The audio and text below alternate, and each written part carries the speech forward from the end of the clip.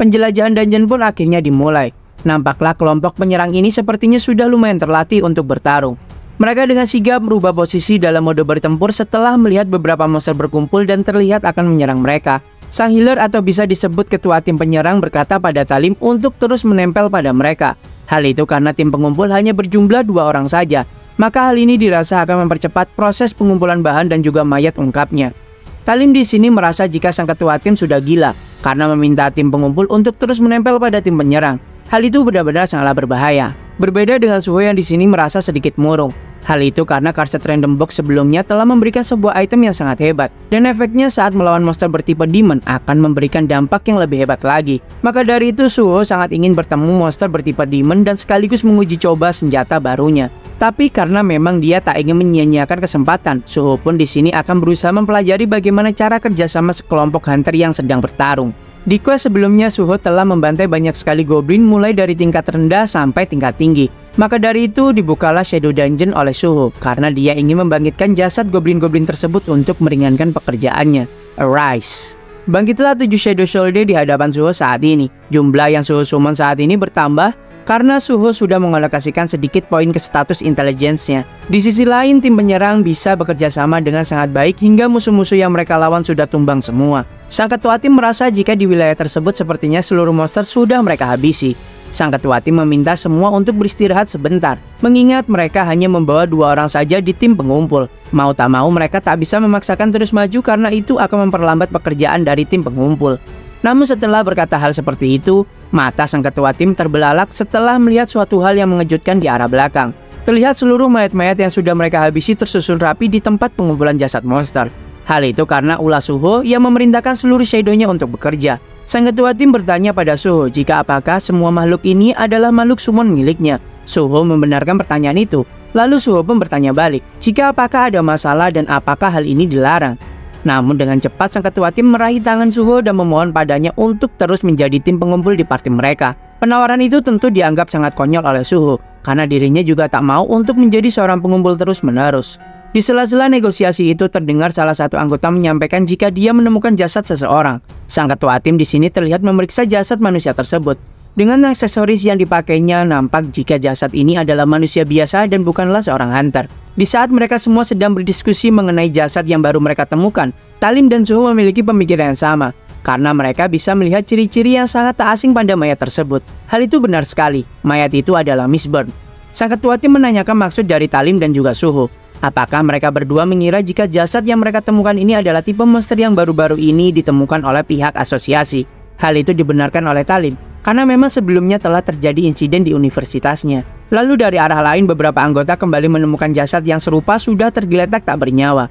Para anggota pun menanyakan langkah apa yang akan diambil oleh sang ketua tim setelah melihat banyaknya jasad aneh yang ditemukan oleh mereka saat ini.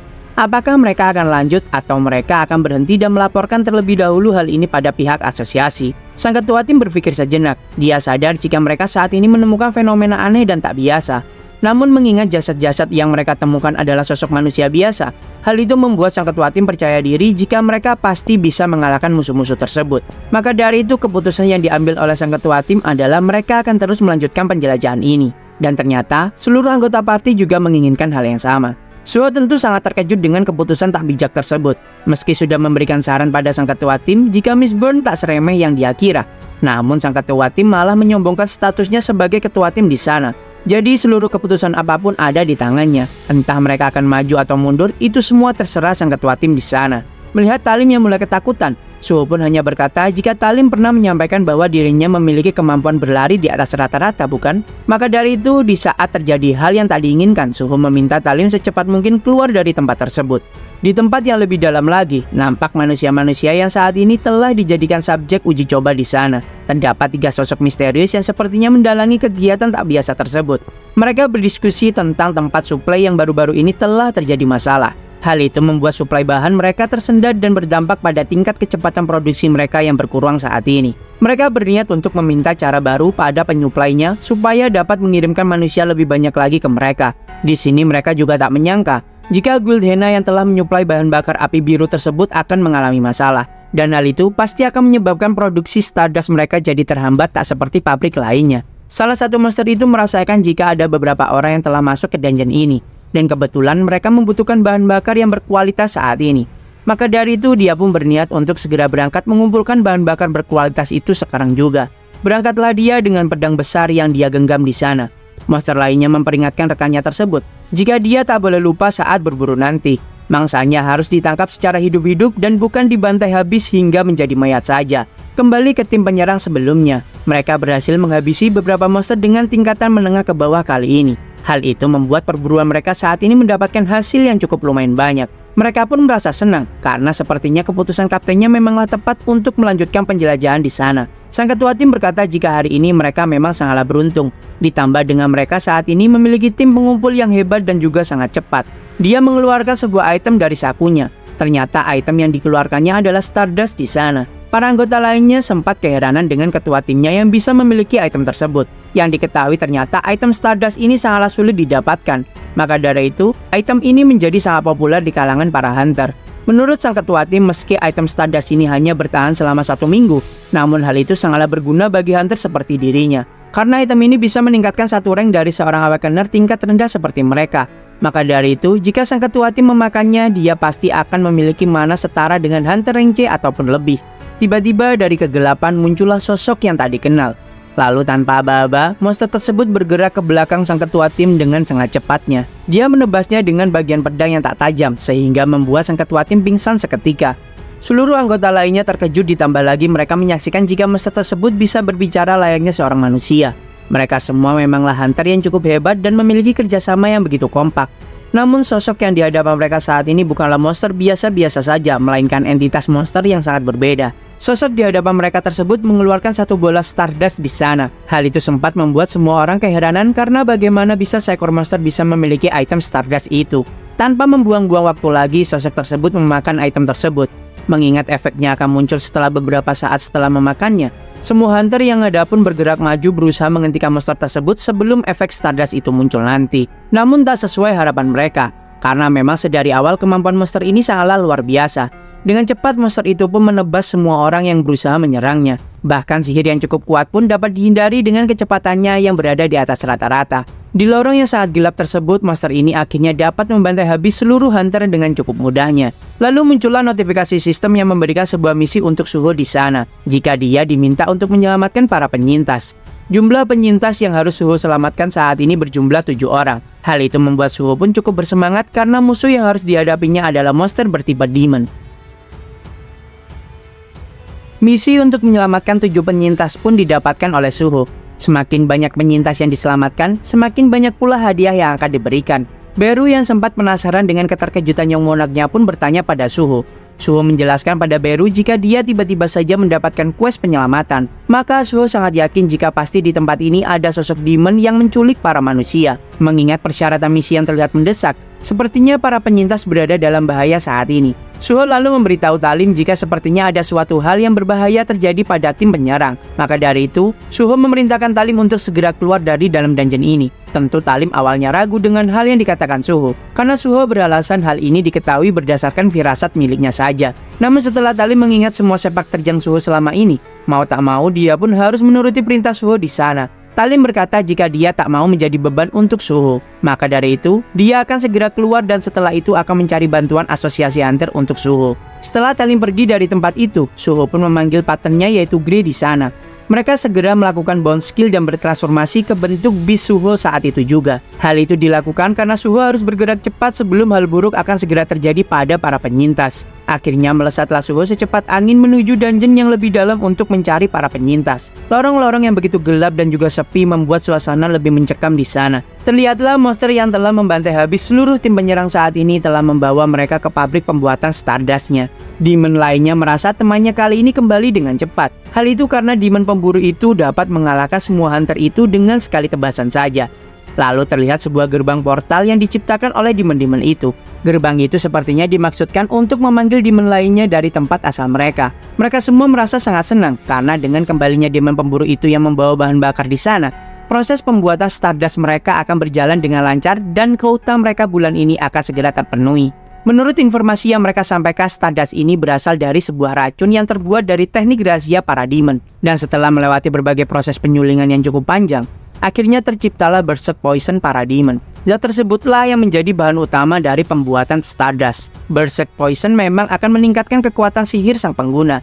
Namun hal itu juga pasti memiliki efek samping, yaitu mengurangi masa hidup si penggunanya. Pada intinya seluruh proses rumit ini bisa dilakukan berkat bantuan sang apostle yang sudah memberitahu mereka cara membuat Stardust ini. Bahkan sang apostle itu juga membawa contoh monster yang sudah dibuat dengan cara mencemari jiwa mereka, hingga membuat mereka kehilangan rasionalitasnya. Tiba-tiba di sela-sela diskusi mereka bertiga, terasa aura kekuatan yang begitu kuat mulai mendekat. Awalnya mereka mengira jika pasti ada salah satu hunter yang memang masih tertinggal dan belum dihabisi.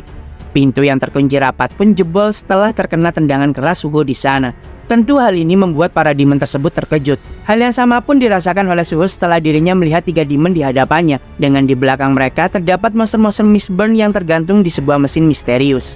Di saat Suho melihat notifikasi quest sebelumnya, Suho merasa lega karena sepertinya para penyintas masih baik-baik saja. Namun di saat yang bersamaan leher Suho pun sudah hampir tertebas oleh pedang besar milik demon pemburu sebelumnya. Dengan refleks supernya membuat Suho dapat menghindari tebasan super cepat tersebut dengan cukup mudah. Suho merasa jika pasti demon yang menebasnya ini adalah sosok yang telah menghabisi para hunter lain yang ditemui Suho saat perjalanan di tempat ini. Pukulan keras Suho pun dapat ditangkis oleh pedang besar yang digenggam oleh demon itu. Namun karena kekuatan Suho yang sangatlah besar, tentu membuat demon itu terdorong cukup jauh ke belakang. Melihat bahwa tebasan cepat dari teman mereka yang sudah diperkuat oleh item Stardust dapat dihindari dengan mudah, membuat mereka mau tak mau harus membantu temannya yang pasti akan kesulitan melawan Suho di sana. Dengan memakai Stardust yang serupa, tentu membuat kekuatan mereka menjadi berlipat ganda saat itu juga. Di saat Suho masih dengan sengit bertukar serangan dengan Demon A, tiba-tiba terdengar suara dari Demon C yang meminta si A untuk segera menyingkir. Tinjuan dari tangan yang begitu besar pun sudah siap menghantam Suho di sana. Kekuatan dari pukulan tersebut sangatlah merusak. Suho dengan sangat lincah menghindari pukulan merusak tersebut ke belakang. Namun ternyata dari belakang punggung Suho, Demon B sudah siap menyerang Suho dengan sihir petirnya. Tersetumlah Suho saat itu juga karena memang serangan tersebut sangatlah mendadak. Arise. Di sela-sela hal itu, Suho ternyata berhasil memanggil beberapa shadow-nya untuk menghentikan serangan dari depan yang dilakukan oleh Demon A. Demon B di sini merasa sangat terkejut karena dia telah melihat Shadow Soldier yang begitu familiar. Setelah dirinya dilemparkan oleh Suho, Demon B pun memiliki pemikiran yang sama dengan Demon C ataupun A. Mereka sadar jika Shadow yang mereka saksikan saat ini sangat mirip dengan prajurit kematian yang telah memusnahkan para demon sebelumnya. Shadow tersebut sangat mirip dengan prajurit milik sang Shadow Monarch. Meski para Shadow ini memang lebih lemah jika dibandingkan dengan prajurit milik sang Shadow Monarch. Namun faktanya musuh mereka kali ini bukanlah sang Shadow Monarch. Maka dari itu, mereka tak perlu risau karena mereka bertiga pasti bisa membunuh musuhnya tersebut. Bagi Suho, musuhnya kali ini memang lebih lemah daripada Brockie jika Suho melawan mereka satu persatu. Tapi akan sangat sulit baginya jika melawan mereka bertiga yang membentuk tim seperti itu. Percuma juga jika Suho terus membangkitkan para goblin saja. Hal itu malah akan membuang-buang mananya karena goblin terlalu lemah. Mau tak mau Suho pun harus menggunakan cara tersebut. Kembali di saat Beru selesai memakan mayat Brockie untuk mencari informasi. Namun ternyata Beru di sini tak memakan seluruh mayat Brockie dan meninggalkan sisa jasad Brockie apa adanya. Karena Shadow Shoulder akan melemah seiring berjalannya waktu, Beru sempat kebingungan mengapa tuan mudanya menyimpan mayat Brockie dan tak segera membangkitkannya.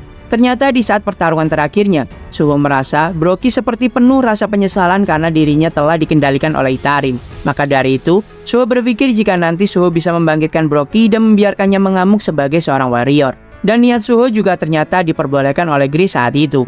Arise. Suho berkata, jika memang kau menyesali seluruh perbuatanmu, diriku akan memberimu sebuah kesempatan untuk bertarung, wahai Heina Brockie. Jika memang kau memiliki kemauan itu, maka berilah respon pada panggilanku ini. Dari mayat Brockie yang disimpan pada Shadow Dungeon pribadi milik Suho, nampaklah bayangan yang sangat pekat mulai muncul. Akhirnya, muncullah Shadow dari Brockie yang siap melayani sang Young Monarch-nya di sana. Raungan keras dari Brockie menggelegar seakan memperingatkan para demon tersebut untuk bersiap menerima pembalasannya. Meski memiliki level 1 dan rank normal saja, hal itu tetap membuat para demon di sana menjadi terkejut karena sosok Suho lah yang ternyata telah mengalahkan Brockie sebelumnya. Karena saat ini jumlah mereka sudah 3 lawan 3, Suho pun di sini merasa lega sekarang. Hal ini membuat pertarungan tak berat sebelah lagi. Tak ingin membuang-buang waktu lagi, maka Suho pun memerintahkan Brockie untuk menyelesaikan semua hal ini dengan cepat. Lalu di portal yang telah tercipta sebelumnya, terpanggillah sosok demon dari dunia para iblis. Sosok tersebut nampaknya sudah tak asing lagi. Dua benturan kekuatan yang seimbang pun akhirnya terjadi. Sosok yang baru keluar dari portal pun menyaksikan pertarungan sengit di sana. Dia penasaran dengan siapa yang telah mensumonnya.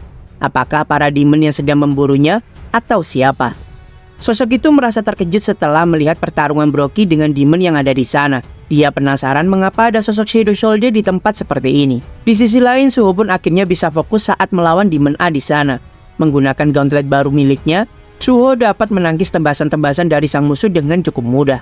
Bahkan Suho malah bisa memberikan satu tendangan telak pada perut Demon A hingga musuhnya kesakitan dan kehilangan fokus. Melihat kesempatan itu, Suho pun akan memberikan satu pukulan kuat untuk menghabisi satu musuh di sana. Namun ternyata Demon B tak hanya tinggal diam saja. Dia mengganggu dengan sihir listrik miliknya dan membuat Suho mau tak mau melewatkan kesempatan emas tersebut. Tentu jika pertarungan ini berlangsung lebih lama lagi, maka Suho lah yang akan sangat dirugikan di sini. Hal itu karena transformasinya bersama dengan Grey akan menguras mana yang dimilikinya. Ditambah dengan Brockie yang semakin melemah setelah menjadi Shadow Soldier, dan terlihat sepertinya dia juga sudah mencapai batasnya hanya untuk menghentikan satu Demon saja di sana. Di saat Suho memikirkan cara untuk memisahkan musuhnya supaya tak bertarung bersama-sama, muncullah sosok Demon yang terpanggil dari portal sebelumnya. Dia adalah Esil, sosok putri bangsawan iblis dari klan Radir yang diberi keselamatan oleh ayah Suho sebelumnya. Esil di sini menanyakan keberadaan tuannya yaitu Sung Jinwoo pada Suho. Suho tentu kebingungan mengapa ada sosok iblis yang tiba-tiba mencari keberadaan ayahnya di sana. Dan hal yang serupa dirasakan oleh Beru karena dia bingung mengapa Esil bisa berada di tempat seperti ini sekarang. Esil yang mendengar suara tersebut tentu sangat familiar, karena suara itu adalah suara dari Komandan Beru. Banyak sekali pertanyaan yang Esil lontarkan pada Beru saat itu. Namun karena ceritanya panjang, Beru pun tak bisa menceritakan semuanya di sini. Para musuh pun menjadi ikut heran, karena Demon yang mereka summon tersebut sepertinya mengenal musuh mereka di sana. Hal ini akan menjadi sangat merepotkan untuk mereka jika sosok tersebut sampai berpihak pada kubu musuh, ungkapnya. Setelah perbincangan singkat itu terjadi, Beru meminta pada Esil untuk menunda reuni singkat mereka saat ini. Lalu Beru memerintahkan Esil untuk mengurus Demon-Demon itu terlebih dahulu. Menanggapi ancaman Beru di sana, para Demon ini berniat untuk menghabisi Esil terlebih dahulu. Hal itu memang menjadi niat awal mereka karena darah Esil sangat dibutuhkan untuk proses pembuatan Stardust. Suho di sini merasa seperti sudah pernah bertemu Esil sebelumnya. Namun dia benar-benar lupa dan tak bisa mengingat momen tersebut dengan benar. Suho juga mengira jika Esil sepertinya sedang terluka. Hal itu membuatnya menjadi ragu jika Esil bisa menghadapi para Demon-Demon tersebut. Beru memberitahu Suho jika Demon low ranking seperti mereka bukanlah masalah bagi Esil. Di saat dulu Lordnya menghancurkan dunia iblis, kediaman Esil adalah satu-satunya yang tak dihancurkan oleh rajanya. Dia adalah putri dari klan Radir, dan jika menurut sudut pandang seorang manusia, kemampuan Esil itu setara dengan Hunter Rank S di dunia ini. Suho sangat terkejut ternyata Esil merupakan sosok yang sangat hebat dan tak bisa diremehkan. Ini adalah kesempatan baginya untuk menyaksikan cara bertarung dari sosok yang setara dengan Hunter Rank S seperti Esil. Tiba-tiba tombak pun terlempar, dan tampak Esil tersungkur layaknya seonggok sampah yang tak berguna di sana. Suho dan Beru seketika terkejut melihat hal itu. Beru terheran-heran mengapa Esil menjadi sangat lemah seperti itu. Bahkan Beru juga merasakan jika mana yang dimiliki Esil sangatlah tipis saat ini. Esil pun hanya menyampaikan sedikit ceritanya jika sudah terjadi suatu hal belakangan ini. Sekitar setengah tahun yang lalu, sebagian besar Demon yang ada di dunia iblis mulai memberontak. Lalu Esil dan klannya bertarung sebaik mungkin untuk mempertahankan wilayahnya. Namun klan Radir tak bisa memenangkan pertarungan tersebut. Esil bisa selamat berkat pengorbanan sisa anggota dari klan miliknya. Namun darahnya sempat diambil dan hal itu membuat Esil pun kehilangan kekuatannya. Esil memohon pada Beru untuk meminjamkan sedikit kekuatannya.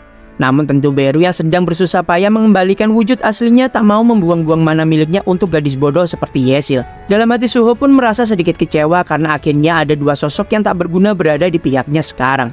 Para Demon itu mendengar perbincangan Esil dan juga Beru. Mereka sempat tak mengenali Esil karena kekuatannya yang semakin melemah saat ini. Hal itu membuat mereka bersemangat untuk meminum darah Esil yang notabene dari keluarga bangsawan iblis. So di sini hanya perlu orang lain untuk menahan salah satu dari musuh di saat dirinya mengalahkan satu musuh yang dia lawan. Beru pun akhirnya memiliki sebuah ide bagus untuk tuan mudanya. Beru ingin menggunakan skill yang baru saja dia dapatkan kembali di saat dirinya memakan kepala Brockie dan sedikit memulihkan mana miliknya. Skill milik Beru tersebut adalah Harsh Order, skill yang dapat meningkatkan seluruh status target hingga 50% dalam waktu yang singkat. Namun hal ini akan memberikan efek buruk setelah penggunaannya nanti kepada sang target. Lalu tanpa pikir panjang lagi, Beru pun menggunakan skill miliknya pada Esil daripada Esil terbaring tak berdaya yang tak beda jauh dengan sampah. Suho sebenarnya tak tega melihat Esil di sana. Namun jika memang rencana Beru ini bisa membuat keadaan menjadi bertarung 1 lawan 1, maka Suho pun harus melakukan hal ini. Brockie menahan Demon C dan Esil menyerang Demon A. Melihat Esil yang begitu rapuh membuat Demon A pun ingin menebas lehernya dari belakang. Tapi tiba-tiba saja Suho pun melesat sambil memitingnya menjauh dari lokasi Esil. Setelah dirasa cukup jauh, Dibantinglah Demon A ke arah mesin produksi Stardust di sana. Api biru tersebut tentu melukai Demon A saat itu. Namun dia tak ada waktu untuk melawan balik, karena dengan cepat Suho pun menebas Demon A menggunakan pedang besar miliknya sendiri. Notifikasi jika Suho berhasil membunuh satu Demon low ranking pun muncul. Hal ini kembali lagi membuat Suho pun naik level. Karena monster yang dihabisi saat ini bertipe Demon, maka kemampuan khusus dari gauntlet baru Suho pun aktif secara otomatis. Sarung tangan itu menyerap jiwa dari musuh yang sudah dihabisi oleh Suho dan efek peningkatan damage-nya meningkat menjadi 31%. Demon B yang masih sibuk dengan Yesil pun sangat terkejut karena rekannya bisa kalah dengan sangat mudah. Di saat yang bersamaan efek skill dari Beru pun habis. Hal itu seketika membuat Yesil pun tak dapat bergerak sedikit pun dan tergeletak di hadapan Demon B saat itu. Namun karena sang demon terlalu fokus terhadap Yesil yang sudah tak berdaya saat itu, Suho pun akhirnya bisa dengan mudah menyelinap ke belakang sang demon B. Lalu dengan cepat Suho mencekik leher demon B dan kembali lagi satu demon pun tumbang di sana. Vulcan Horn kembali lagi menelan jiwa dari para demon yang sudah dihabisi oleh Suho. Melihat semua kawan-kawannya dihabisi membuat sang bos yaitu Demon C merasa sangat geram. Dengan pukulan yang cukup keras, dia membuat Broggy terhempas cukup jauh ke dinding. Dan karena tak ingin membuang-buang kesempatan lagi, dia pun mengabaikan Broggy lalu bergerak ke arah Yesil dan berusaha menggapai Yesil dengan cakar tajamnya. Hal itu dia lakukan supaya dirinya bisa menjadi lebih kuat lagi setelah mengkonsumsi darah iblis bangsawan. Cakar tajam itu pun ditendang ke tanah oleh Suho hingga patah, dan Suho meminta pada Broggy untuk menyisakan beberapa tubuh untuk Suho serap nanti. Mulut Broggy yang dihiasi gigi-gigi tajam menerkam leher dari Demon C tersebut.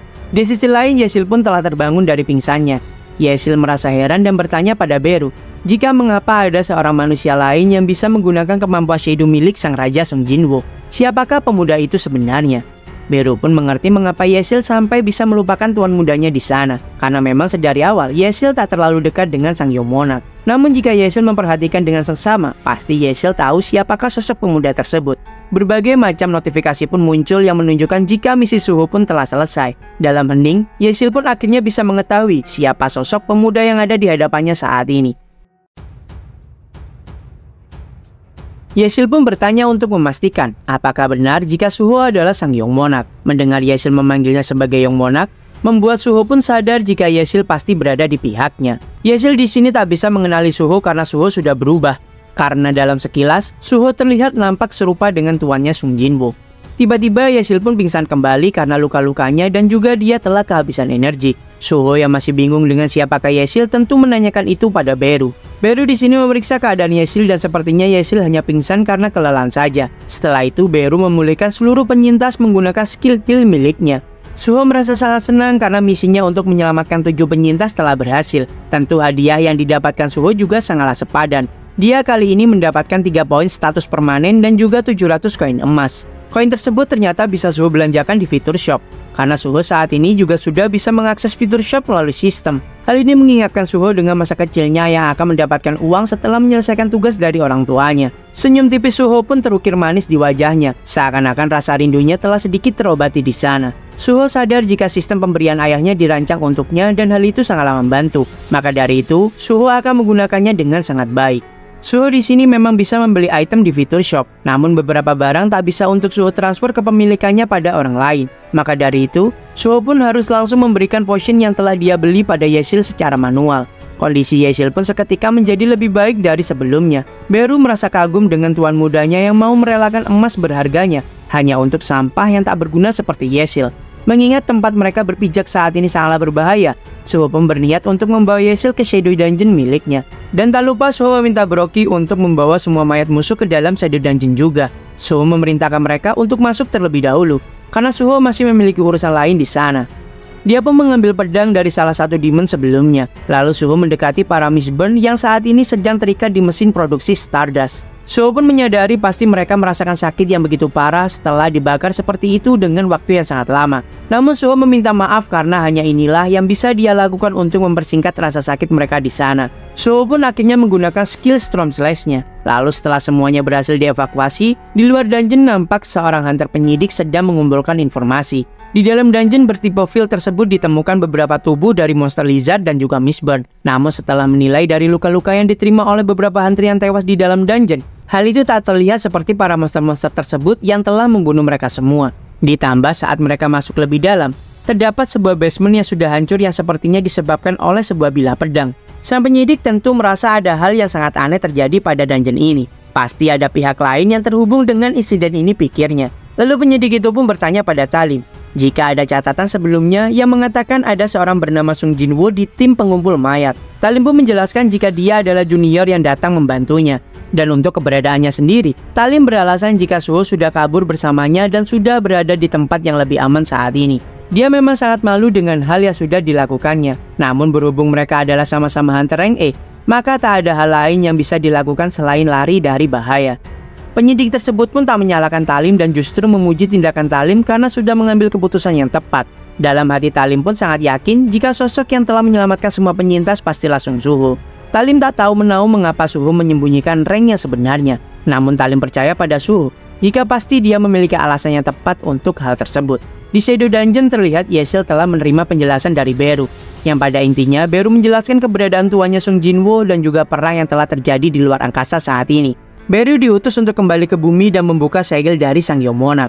Namun karena kecerdasan dan juga kejeniusan dari Sangyong Monarch, akhirnya sang tuan muda dapat melepaskan segel tersebut tanpa bantuan siapapun. Suho bertanya pada Yesil jika apakah mereka pernah bertemu, karena Suho merasa sangat familiar dengan Yesil di sana. Ternyata Yesil dan juga Suho pernah bertemu di saat Suho menjalankan quest tutorialnya saat masih remaja. Dan setelah mengingat-ingat kembali, Suho pun akhirnya mengingat momen di mana dirinya bertemu dengan Yesil sebelumnya.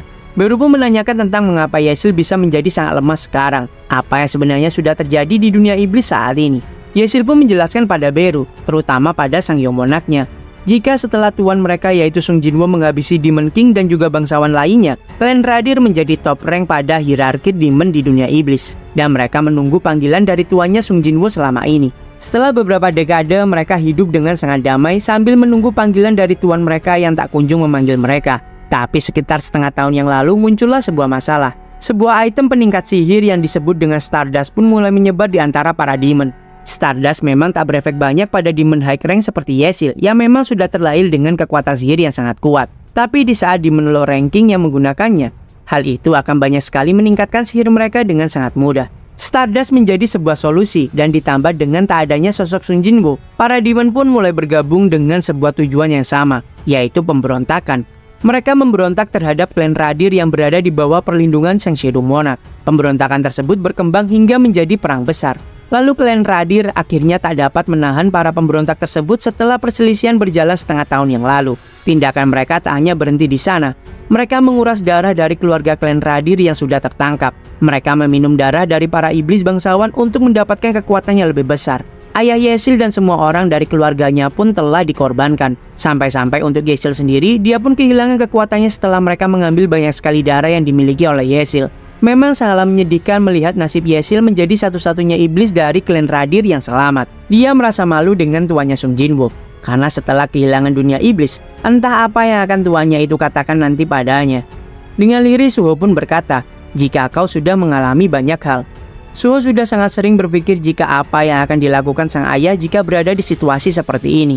Menurut Suho, jika ayahnya saat ini berada di sini, dia mungkin akan berkata pada Yesil, jika kau dan seluruh klan Radir telah berjuang dengan mempertaruhkan hidup kalian, hal itu sudah lebih dari cukup bagiku. Dan di sini Suho juga berterima kasih, karena Yesil dan juga seluruh klannya sudah mau bertarung hingga akhir demi hubungan kalian dengan ayahnya. Maka dari itu, Suho mengajak Yesil untuk saling bekerja sama dan memulihkan klan Radir. Karena di sini Suho siap membantu Yesil sebanyak yang dia bisa. Yesil pun mengingat momen saat bertemu dengan sang rajanya yang berniat untuk membuat klan Radir menjadi satu-satunya penguasa di dunia iblis. Dengan air mata yang menetes dari mata Yesil, tiba-tiba muncullah sebuah notifikasi di hadapan Suho. Apakah Anda ingin merekrut Heir of the White Flame sebagai rekan?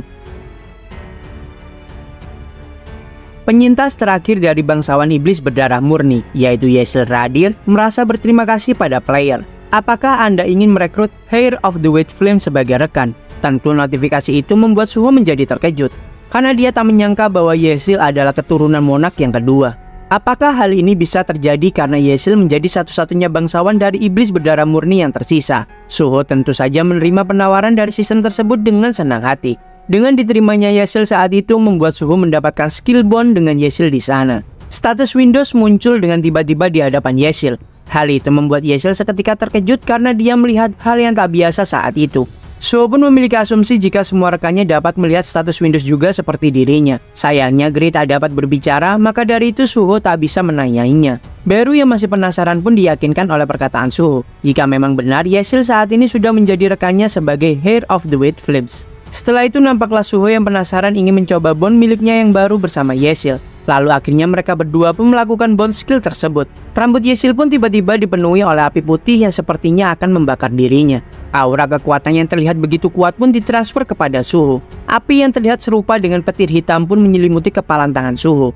Tapi di sisi lain hal itu membuat Yesil pun jatuh ke tanah karena dia seperti kehabisan energi dan menjadi sangat lemas. Suho pun di sini membiarkan Yesil untuk beristirahat sejenak. Toh bond skill miliknya juga sudah berhasil dilakukan. Suho menjadi sangat penasaran dengan sekuat apa skill ini, hingga membuat Yesil jatuh lemas hanya karena satu kali skill ini dikeluarkan.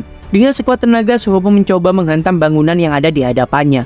Namun ternyata pukulan tersebut hanya membuat sedikit retakan pada tembok yang ditargetkannya tadi. Hal itu membuat Suho dan Beru seketika tak dapat berkata apa-apa, karena pukulan tersebut seperti tak ada bedanya dengan serangan Suho biasanya. Meski hal itu membuat Yesil kecewa, namun Suho di sini menyadari akan bond skill miliknya dengan Yesil tersebut. Kemungkinan pukulan Suho masih terlihat sangat lemah karena status charge di bond skill miliknya masihlah 0%. Suho juga tak mengetahui cara mengisi energi tersebut supaya bertambah persentasenya. Lalu Beru pun meminta izin pada tuannya untuk memakan mayat dari para demon sebelumnya. Karena di sini Beru ingin mencari informasi tentang Itarim melalui ingatan mereka. Suho awalnya tak memperbolehkan Beru melakukan hal itu, karena Suho di sini ingin membangkitkan mereka bertiga sebagai shadow miliknya. Maka dari itu Suho pun segera mencoba membangkitkan mereka bertiga di sana. Arise. Muncul notifikasi yang memberitahukan Suho jika skillnya tak dapat digunakan ke target, karena target saat ini mananya sudah terkontaminasi. Suho pun memberitahu Beru jika dia tak bisa membangkitkan mereka bertiga sebagai Shadow Soldier. Beru akhirnya menyampaikan jika bahkan rajanya Sung Jinwoo juga tak dapat membangkitkan demon yang jiwanya telah terkontaminasi. Maka dari itu, sebelumnya rajanya memerintahkan para demon melalui kontrak seperti halnya yang dilakukan pada klan Tradir. Karena memang jiwa dari para demon sudah terkontaminasi, Suho memerintahkan Beru untuk memakan mereka semua. Suho segera menghampiri Yesil dan memberikan potion padanya. Hal itu dilakukan karena Yesil terlihat sangat kelelahan di sana. Yesil berterima kasih pada tuan mudanya karena dia sudah banyak merepotkan Suho bahkan sejak pertama kali mereka bertemu dahulu. Mengingat Yesil yang tak memiliki tempat tinggal lagi, Suho membebaskan Yesil untuk tinggal di wilayah Shadow Dungeon miliknya tersebut. Akhirnya kembali lagi sistem membaca perintah dari Sung Suho dan membagi beberapa wilayah untuk Yesil kuasai di sana. Dengan senyum manisnya, Suho meminta Yesil untuk tak khawatir karena mereka saat ini telah menjadi rekan. Tiba-tiba teriakan memekik dari Beru mengagetkan mereka semua. Hal itu karena sepertinya Beru menemukan sebuah petunjuk tentang Apostle Itarim. Singkat cerita, setelah proses makan-memakan Beru telah usai, dia pun menjelaskan keadaannya pada Sang Yomonak. Beru berkata jika Stardust sudah tersebar di seluruh bumi, dan Monster Mistburn adalah sosok Magic Beast yang berasal dari luar bumi. Kedua informasi itu saja sudah membuat Suho dan juga Yesil merasa sangat terkejut. Lalu Beru menambahkan jika entah ini kebetulan atau tidak, namun demon yang sudah dia makan saat ini terhubung dengan Brockie. Dengan kata lain, Guild Hyena sebelumnya menyuplai semua korban penculikannya pada para bajingan demon ini. Manusia-manusia itu akan dirubah menjadi Mistburn lalu digunakan sebagai bahan bakar membuat Stardust. Dan mereka juga memproduksi Stardust di banyak lokasi selain yang sudah mereka datangi sebelumnya. Kesimpulannya di sini adalah Guild Hyena menculik orang-orang lalu disetorkan pada Guild the Reaper. Dan Guild the Reaper akan mengantarkan semua manusia itu ke semua pabrik-pabrik yang ada. Lalu setelah itu akan mereka gunakan manusia-manusia itu sebagai bahan bakar membuat Stardust. Yang jelas Itarim pasti berada di balik terbentuknya koneksi dari ketiga faksi ini. Lalu yang paling penting adalah ada seseorang manusia yang menciptakan sistem kerja tersebut dan menciptakan Stardust. Dia adalah Apostle Itarim yang pasti bersembunyi di suatu tempat yang ada di bumi ini. Lalu Beru juga melihat ada seorang manusia lain yang membantu Apostle itu. Dia adalah wakil ketua dari Guild the Reaper yaitu Lee Min-sung. Dan mereka sepertinya akan mendapatkan informasi lebih lanjut tentang Itarim setelah menginterogasi langsung Lee Min-sung nanti. Di suatu tempat terlihat banyak sekali reporter yang sedang menunggu sosok yang sedang hangat diperbincangkan. Muncullah Lee Min-sung ke hadapan publik merespon kabar yang sedang panas dibicarakan. Banyak sekali pertanyaan-pertanyaan yang ditanyakan oleh para reporter di sana. Dengan muka sedihnya, Lee Min Sung pun mengaku jika guild Reaper mereka hanya berusaha melakukan yang terbaik selama ini. Mereka melakukan hal itu untuk memperbaiki dunia yang sudah kacau seperti ini setelah munculnya bencana 2 tahun yang lalu. Alasan guildnya mendukung guild Hena adalah agar mereka guild yang banyak berisikan hunter rank D bisa segera bertindak demi kepentingan publik. Dan untuk dungeon field yang ada di Station Cell, dia memang mengizinkan hunter lain untuk memasukinya, karena dia pikir itu akan menjadi tempat yang bagus untuk hunter baru mendapatkan pengalaman. Lee Min Sung tak berpikir jika bahwa aksinya yang dilandasi dengan niat baik akan berakhir seperti ini. Pada intinya Lee Min Sung pun terus berakting bahkan sampai meneteskan air matanya. Perdebatan di kalangan reporter pun akhirnya terjadi karena mereka memikirkan banyak spekulasi yang mungkin saja terjadi. Namun yang tak disadari oleh semua orang adalah semua air mata tadi adalah sebuah kepalsuan. Hal itu sangat mudah Lee Min Sung lakukan karena dirinya adalah mantan seorang aktor dulunya. Yang membuat Lee Min Sung kesal adalah pihak asosiasi hunter. Karena sang ketua asosiasi sangat sulit dipengaruhi, bahkan dia tak sempat menjelaskan alasan-alasan yang dia karang di sana. Di sisi lain ternyata Suho nampak sudah mengawasi pergerakan Lee Min Sung. Karena di sini memang Beru tak merasakan energi Itarim pada tubuh Lee Min Sung, Suho merasa jika dia bisa mengatasi Lee Min Sung di sana. Namun di sini Beru menghentikan niat tuan mudanya. Karena meski Beru sudah berkali-kali melihat kehebatan tuannya, tapi kali ini dia benar-benar harus menghentikan niat yang monaknya meski Beru harus bertaruh nyawa sekalipun. Hal itu karena mana yang dirasakan pada Lee Min Sung cukup berbeda. Lee Min Sung pun dengan sangat tajam menatap ke arah tempat persembunyian Suho. Beruntungnya Suho dapat menyembunyikan aura kekuatannya sampai tak dapat dideteksi. Beru kembali melanjutkan, jika di level tuannya saat ini, Suho benar-benar belum bisa menantang Lee Min Sung untuk bertarung.